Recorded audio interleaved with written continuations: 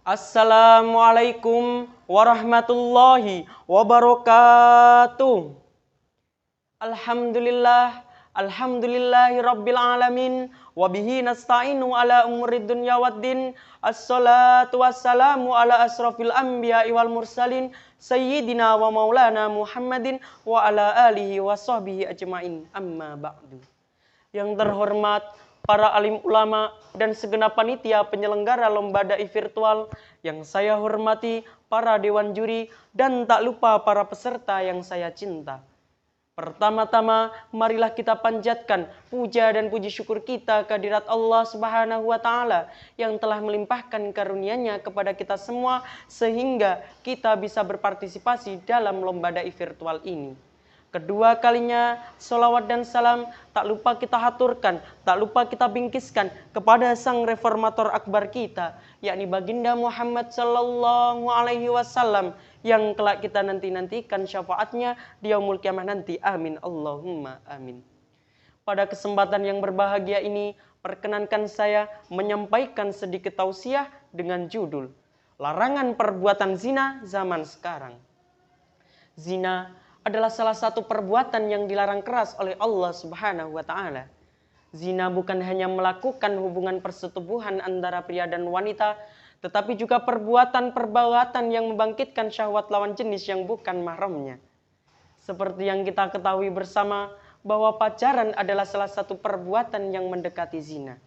Karena pacaran kali ini sudah menjadi hal yang biasa di tengah-tengah kalangan masyarakat Indonesia, khususnya para remaja. Masyarakat tidak menyadari bahwa pacaran yang dilakukan oleh anak muda zaman sekarang sudah sangat jauh dari kebenaran akhlak seorang muslim yang sebenarnya. Sebagaimana dalam firman Allah Quran surat Al-Isra ayat 32, Allah berfirman, A'udzu billahi minasyaitonir rajim. Bismillahirrahmanirrahim. Wala taqrabuz zina innahu kana fahisha wa sa'a sabila. Yang artinya, dan janganlah kamu mendekati zina, sesungguhnya zina itu adalah perbuatan yang keji dan suatu jalan yang buruk. Dalam pergaulan antara pria dan wanita, Islam mengatur supaya tidak melakukan zina, juga perbuatan-perbuatan yang mendekati zina. Ada dua larangan yang tidak boleh diterobos, yakni ikhtilats dan kholwat. Ikhtilats adalah hubungan antara pria dan wanita yang melampaui batas tanpa didasari dengan kebutuhan yang sesuai dengan syariat. Dari ikhtilats ini akan berkembang ke tahap yang lebih berbahaya, yaitu kholwat. Kholwat adalah perbuatan yang sering dilakukan oleh anak muda zaman sekarang, yakni berdua-duaan dengan syai mahram. Dari kholwat sini akan terlahir kejadian-kejadian tak manusiawi. Di Indonesia, di negara kita tercinta, kasus seperti ini sering terjadi khususnya di kota kita sendiri. Ada beberapa kasus pembuangan balita, penganiayaan balita, hingga pembunuhan balita hanya karena malu mengakui perbuatannya. Na'udzubillah, tsumma na'udzubillahi min dzalik. Kaum muslimin yang dirahmati Allah. Pada saat ini, kita berada di zaman kebebasan. Zaman di mana nilai-nilai keagamaan yang kita anut sudah tidak menjadi bingkai kita dalam berperilaku. Remaja-remaja yang merupakan generasi penerus bangsa kini telah dibutakan oleh budaya barat yang bebas. Mereka bergaul tanpa ada batasan, tanpa membedakan mana yang benar dan mana yang salah. Oleh karena itu, banyaknya para remaja sekarang yang masih berseragam namun sudah kehilangan kehormatannya. Na'udzubillah, tsumma na'udzubillahi min dzalik. Kaum muslimin yang dirahmati Allah, bahaya perbuatan zina ini tidak hanya terjadi pada diri kita sendiri, tidak hanya kehamilan di luar pernikahan, namun juga penderita penyakit kelamin semakin meningkat hingga menjadikan masa depan generasi muda Islam yang sangat suram.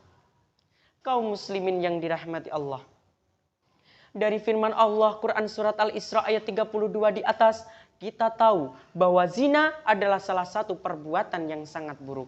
Oleh karena itu, kita dilarang keras untuk mendekatinya. Dan Allah akan melaknat orang-orang yang melakukan perbuatan zina.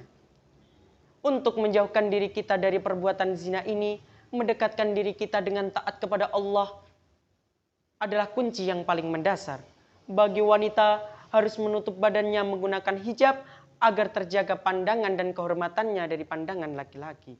Sementara itu juga laki-laki harus menundukkan pandangan dan melakukan puasa agar terhindar dari interaksi bebas terhadap wanita. Namun taat kepada firman Allah saja tidak cukup untuk menjauhkan diri kita dari perbuatan zina.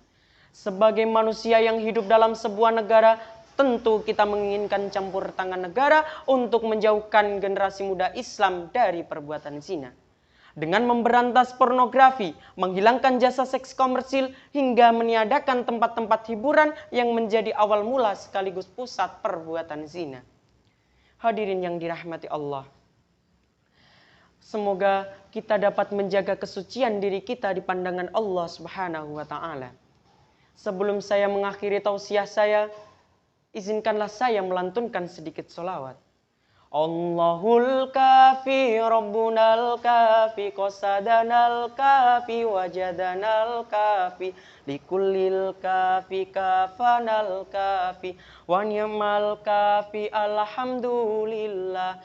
Muda-mudi di ini zaman sudah tak pandai pengetahuan, ilmu dan adab ditinggalkan, sesal diri bagaikan hewan. Allahul kafi Rabbunal kafi qasadanal kafi wajadanal kafi likullil kafi kafanal kafi wa ni'mal kafi alhamdulillah. Hari ke hari yang difikirkan soal cinta dan kasih sayang, lupa diri tinggalkan sembahyang, sesal diri tak kepalang. Akhir kata, Assalamualaikum warahmatullahi wabarakatuh.